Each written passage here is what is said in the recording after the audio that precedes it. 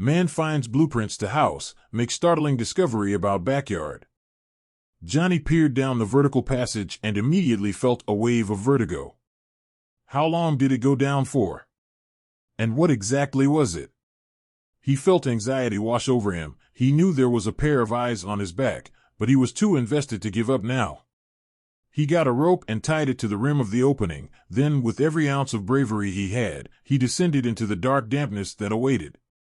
There was no going back. He really wanted to renovate, but that meant he had to find the original plans for the house. He had only moved in a few months ago and had big plans to make it his dream home. The house already had most of what he was looking for anyway. He just wanted to add a few of his own personal touches. So he gave the realtor a call and asked him where he could find the blueprints to the house. Little did he know he was opening a can of worms that would change his life forever. Johnny Coate lived his whole life in Montreal with his family. He was very proud of his heritage and his country, but when he had to move down to Oregon for work, he was actually excited. He had never left Canada before, so living in America was going to be a huge change of pace for him. But he had no idea what he would find once he settled down. The house that Johnny had bought in Oregon was in a good neighborhood and certainly looked good. Still, he was a perfectionist and wanted to make sure the house was exactly what he wanted to live in for the rest of his life. He'd miss his family back in Canada, but he looked forward to starting a new life and maybe even finding an American girl to settle down with. Life was good until he looked deeper into the history of his house. When Johnny initially bought the house, the real estate agent told him that the blueprints were kept by the local municipality. He knew he wanted to take a look at them and, hopefully with their permission, expand a little. So he arranged to borrow the house plans so he could take a look at them. But his blood would run cold after seeing a discrepancy between the plans of his old house and what he had moved into. After getting his hands on the plans, Johnny drove back to his home and then carefully removed them from their tube container. They were old and very delicate, as the house was at least 60 years old. He understood that it was a different era when the house was built. The world was on the brink of a potential war as tensions between the U.S. and Russia were high during the 50s and onward. Thankfully, that wasn't the case anymore. The world was at peace, and there was no need to live in paranoia. But Johnny had no idea that the original homeowners definitely did, and that led to a radical change to their house. But that secret had been long forgotten. Until Johnny poked his nose where it didn't belong, he looked at the fragile blueprint and was startled at what he found. His eyes went wide as he saw something strange, a structure in his backyard, but it wasn't there.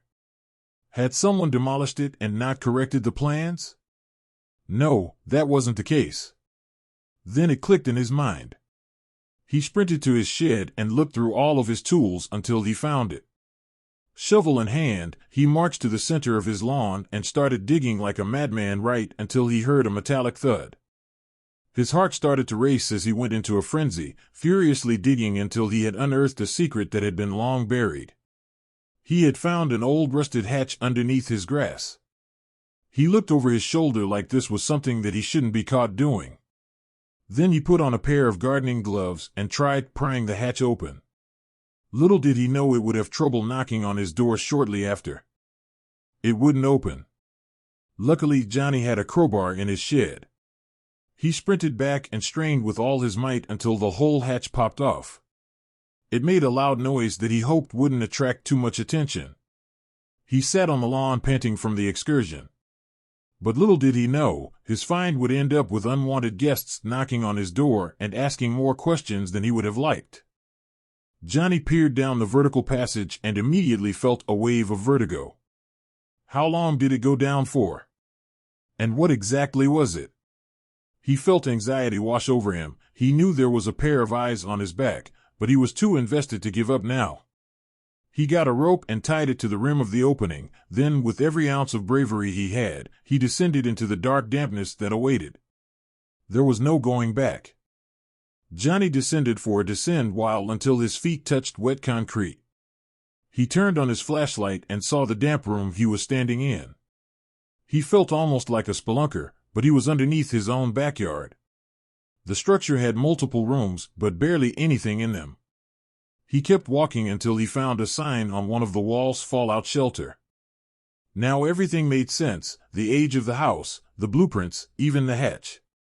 The original owners of the house must have built a shelter during the Cold War. He didn't blame them, and tensions were very high at that time. Johnny was a little taken aback. He didn't exactly know what to do.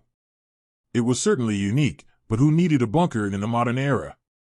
Johnny climbed back to the surface. On his way back, he noticed that there used to be steps that had rusted away.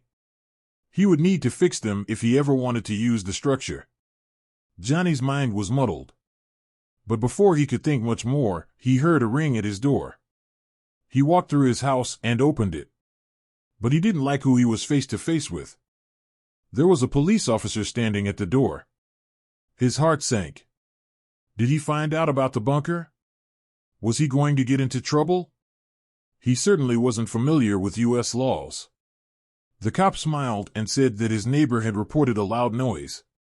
He just wanted a police officer to check on him and make sure he was fine. Johnny was relieved and thanked the officer. Maybe it wasn't so different from Canada after all. Still, he would have to make up his mind about what to do with the bunker, and maybe he'd make it a storage unit. Or maybe a man cave. Only he would know.